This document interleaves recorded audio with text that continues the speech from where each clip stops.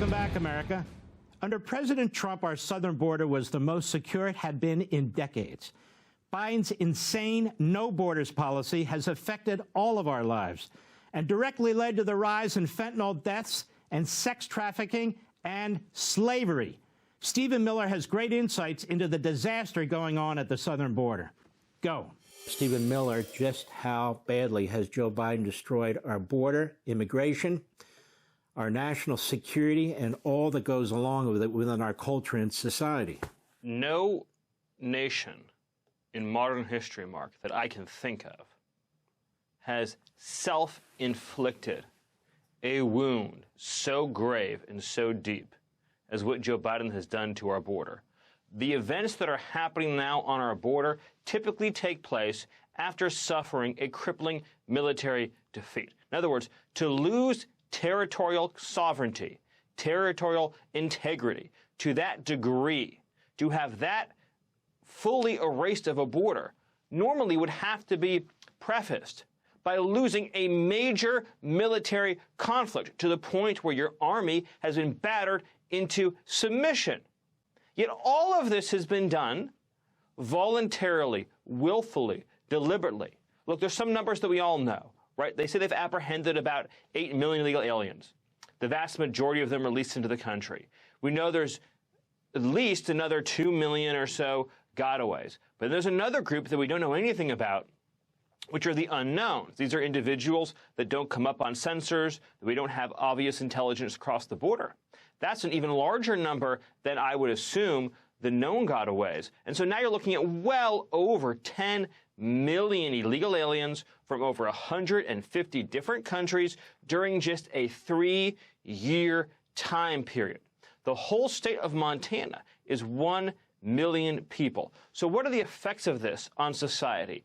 Look, you know, Mark, because this has been your life's work, how hard is it to inculcate in people the traditions and values of constitutionalism? How much work is involved in raising up any one individual person in this way of thinking? Now we have 10+ million people who are not schooled or trained in our Constitution, in our system of government, in our way of life, and whose first act upon entering this country was the willful commission of a crime continued every day thereafter by stealing Social Security numbers, working illegally, stealing identities, and evading law enforcement at every single step. So now you have a situation where the country is being changed socially, culturally, constitutionally, in nearly irrevocable ways. Then you look at the impact on our public school system, where you have school districts that have a dozen, 2 dozen, 3 dozen different languages being spoken, where students who are already behind because of the pandemic cannot get the instruction, the care they need. Then you have housing costs spiraling out of control, struggling to keep up because these individuals are coming in out of nowhere, and then all of a sudden, where are they going to live? Where are they going to sleep? Where is there going to be a roof over their head? Then the public safety component. You have an open door to the world's criminal cartels and gangs. Every foreign gang, every transnational gang in this country can now bring in an unlimited number of additional recruits to replenish their ranks.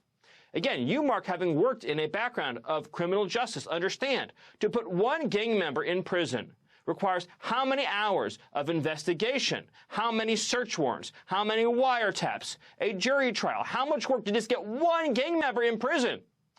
5, 6, 7 years of work of the government to get one person behind bars. One day on Joe Biden's open border, you can bring in 10, 50, 100, 200, 500 brand new recruits to backfill. Then you look at the impact economically. A stable middle class is the essence of the American dream and the essence of a stable American society. When you have millions of low-wage workers who are unskilled, who oftentimes are not literate in their own languages, coming into a job market, you drive down wages, working conditions, and job opportunities for everybody, including recent immigrants who've arrived legally in the past 5 or 10 years. So now they're not joining the middle class. Now their children aren't joining the middle class. This creates enormous instability, economic instability, social instability, cultural instability.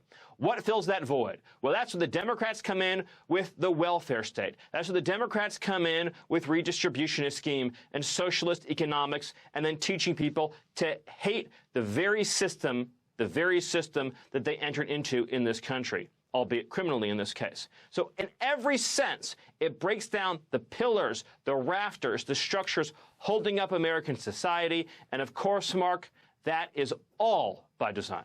This is not replacement theory. This is replacement reality. And Marxists and other leftists on college campuses, professors have written about this.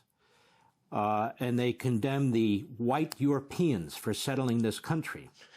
And that white Europeans are actually the illegal aliens. And every other person in the world, particularly in our hemisphere, who wishes to come to the United States, they are the indigenous peoples. So why do Biden, the Democrats, and their media pretend they're actually not doing what they're doing?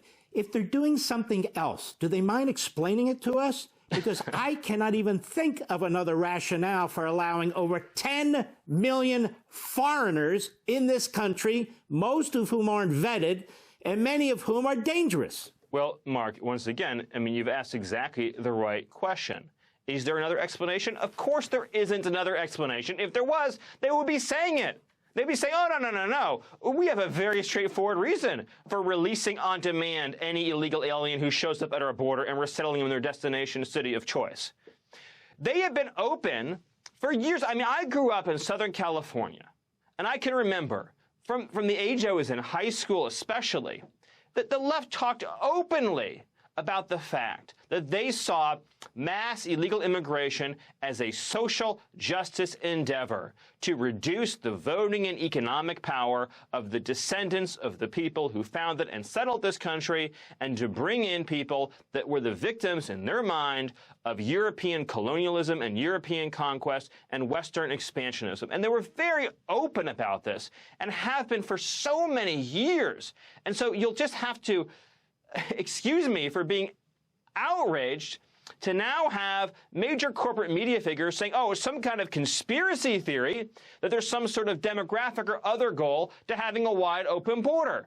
I mean, they've been saying it for years. This, Mark, isn't a disparagement of any individual migrant or any individual person of whatever country they may come from. It is just a simple statement of fact about the world in which we are living. We are living in a world in which the Democratic Party believes that it will be more powerful well into the future if it imports a new electorate.